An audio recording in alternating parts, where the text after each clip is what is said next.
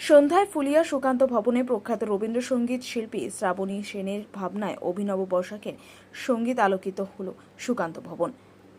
রবীন্দ্রসঙ্গীত প্রিয় শ্রোতারা উপলব্ধি এবং প্রশংসিত করলেন এমন অভিনব সঙ্গীত অনুষ্ঠানের।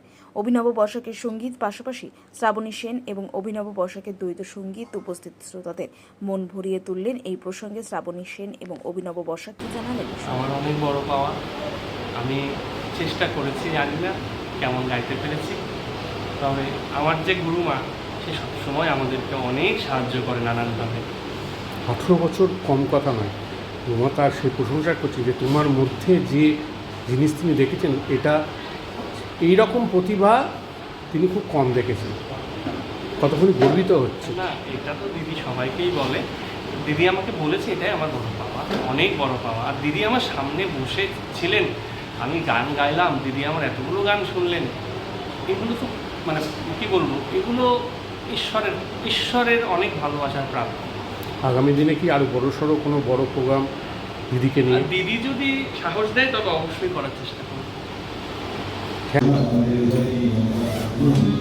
কি বলবো বলুন তো, আমি মানে দিশা পাচ্ছি না। এত মানুষ, পুরিয়ার মানুষ এসছেন শুধুমাত্র রবীন্দ্রনাথের গান শুনতে। তার মধ্যে তাহলে এই গানের মধ্যে অনেক কিছু আছে। বিশেষ করে আমাদের নতুন যে ছেলে অভিনব, আমার কাছে বহুদিন শিখছে, 18 বছর। তো ভীষণ মুখচোরা ছেলে, ঠেলে ঠেলে অনুষ্ঠান করানো, কিন্তু সবাই এত অ্যাপ্রিসিয়েট করেছে, সত্যি আমার নতুন প্রজন্মের কাছে কি বার্তা দেবেন?